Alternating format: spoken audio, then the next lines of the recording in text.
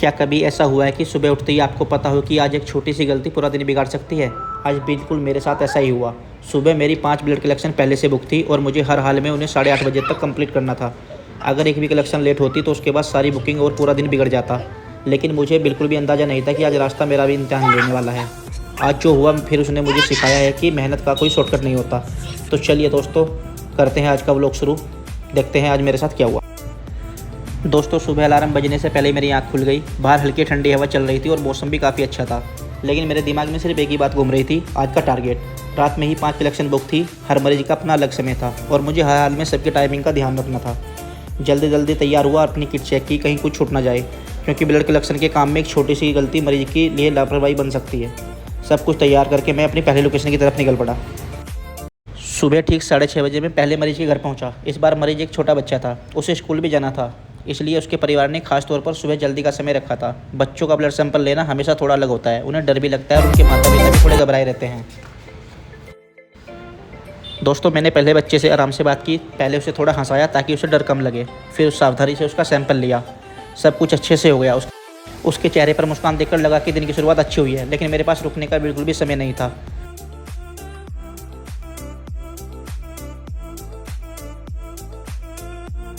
पहले कलेक्शन पूरी होते ही मैं तुरंत दूसरी लोकेशन की तरफ निकल गया। ये कलेक्शन करीब 14 किलोमीटर दूर थी। रास्ते में बार बार घड़ी देख रहा था। मन में यही चल रहा था, अगर यहाँ 5 मिनट लेट हुआ तो आगे की सारी टाइमिंग बिगड़ जाएगी। सड़क पर ट्रैफिक भी था, लेकिन मैंने सुरक्षित तरीके से समय बचाने की पूरी कोशिश की। आखिरकार मैं समय पर पहुँच गया, मरीज का सैंपल लिया और बिना रुके फिर वापस निकल पड़ा। अब तक शरीर में थकान शुरू हो गई थी, लेकिन असली काम अभी बाकी था।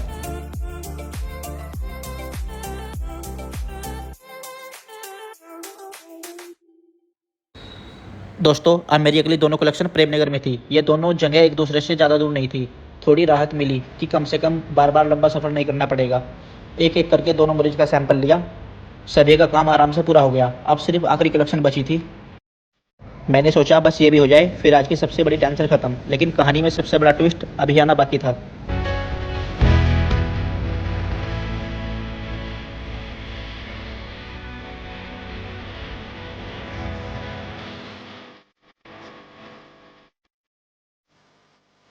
फिर मैं अपनी लास्ट कलेक्शन की ओर निकल पड़ा।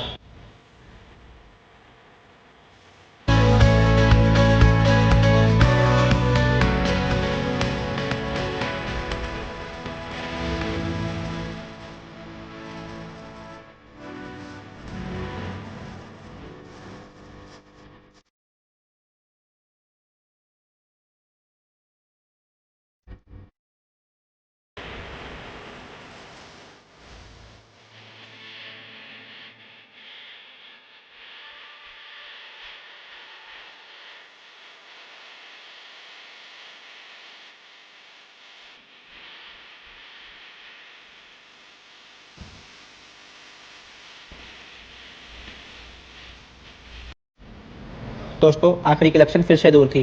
कल जिस पुल टूटने की वजह से मुझे लंबा रास्ता लेना पड़ा था, वही रास्ता आज भी सामने था। बिना सोचे वही पुराना रूट पकड़ लिया। करीब 15 किलोमीटर ज़्यादा घूमकर मैं मरीज के घर पहुंचा। सैंपल लिया, काम पूरा हुआ। अब फिर वापस लौट रहा था। फिर मेरी नज़र कुछ लोगों पर पड़ी। वो सीधा उसी टूटे हुए पुल की तरफ जा रहे थे। मैंने सोचा ये लोग उधर क्यों जा रहे हैं, पुल तो टूटा हुआ था। जिज्ञासा हुई, फिर मैं भी उधर चला गया और जाकर देखा। पहले तो हंसी आई, पुल एक ही रात में ठीक हो चुका था। मतलब दोस्तों, मैं बेवजह पूरे 15 किलोमीटर घूम कर आया था। उस समय थोड़ा अफसोस भी हुआ, लेकिन फिर खुद से कहा चलो समय पर काम तो पूरा हो गया, ये सबसे बड़ी बात है।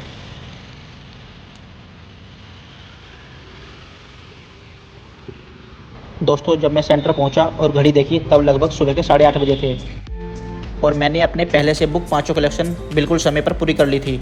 उस पल जो राहत मिली उसे शब्दों में बताना मुश्किल है, क्योंकि सुबह उठते ही जो टेंशन थी अब वो पूरी तरह खत्म हो चुकी थी। लेकिन दोस्तों, हमारा काम यही ख़त्म नहीं होता। जैसे ही मैं थोड़ा बैठा वैसे ही नई कॉल आनी शुरू हो गई। एक और कलेक्शन, फिर दूसरी कलेक्शन, फिर तीसरी कलेक्शन। धीरे धीरे पूरा दिन निकलता गया। लगभग दोपहर के 1 बजे तक मैंने अपनी सारी कलेक्शन पूरी कर ली। अब जाकर लगा चलो आज का सबसे बड़ा काम ख़त्म हुआ।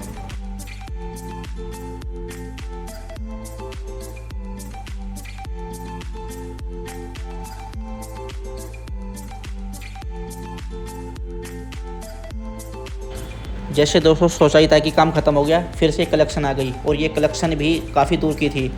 तो मैंने बिना समय गंवाए फिर मैं इस कलेक्शन की ओर निकल गया।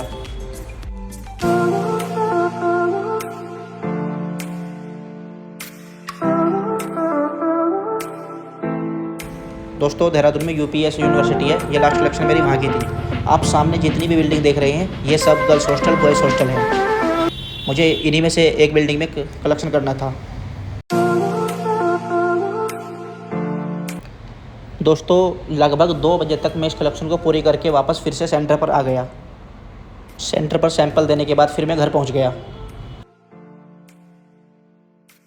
घर में साफ़ सफाई चल रही थी। आज सोचा था कि खाने की रिकॉर्डिंग करूंगा, लेकिन माहौल ऐसा था कि कैमरा निकालना सही नहीं लगा, इसलिए पहले आराम से खाना खाया। कभी कभी कैमरे से ज़्यादा ज़रूरी परिवार के साथ पल जीना होता है।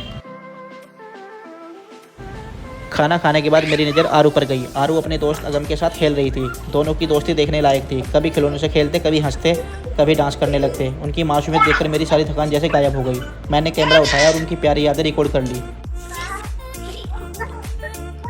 मुझे पता है कुछ साल बाद यही छोटी छोटी वीडियो सबसे कीमती यादें बनेगी।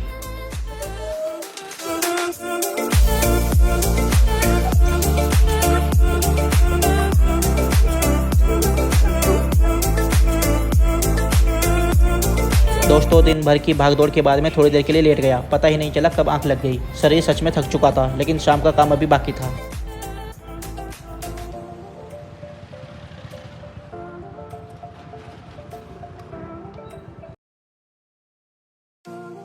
करीब शाम 5 बजे वापस मैं सेंटर पहुंचा। अब मरीजों की रिपोर्ट तैयार करनी थी। जिनकी रिपोर्ट ऑनलाइन भेजनी थी उन्हें व्हाट्सअप कर दी। जिन्हें हार्ड कॉपी चाहिए थी उनके प्रिंट निकाल कर तैयार कर दिए।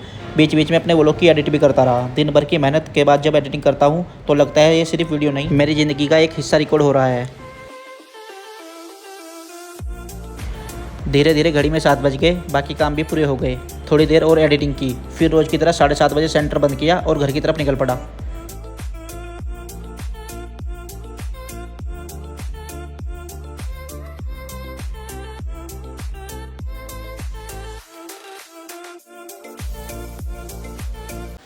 दोस्तों बाइक चलाते हुए आज पूरा दिन याद आ रहा था। सुबह की भागदौड़, 5 कलेक्शन, 15 किलोमीटर का बेकार चक्कर, आरू की मुस्कान और दिन भर की मेहनत।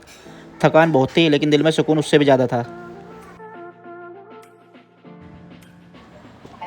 दोस्तों जब मैं घर पहुंचा तो आरू रास्ते में ही मेरा वेट कर रही थी। आरू फिर मेरे साथ बाइक पर बैठ गई और बाइक की राइड करने लगी। ज़िंदगी में हर दिन आसान नहीं होता। कभी रास्ते बदल जाते हैं, कभी प्लान बदल जाते हैं, लेकिन अगर मेहनत और ईमानदारी नहीं बदलती तो मंजिल देर से सही पर मिल जाती है। अगर आपको मेरी मेहनत, मेरा सफ़र पसंद आ रहा है तो वीडियो को लाइक ज़रूर करें, चैनल को सब्सक्राइब करें और कमेंट करके बताएं कि आज के व्लॉग का पसंदीदा पल कौन सा था। मिलते हैं कल 90 डे चैलेंज के डे 12 में एक नए दिन, नए संघर्ष और नई कहानी के साथ। तब तक के लिए राधे राधे।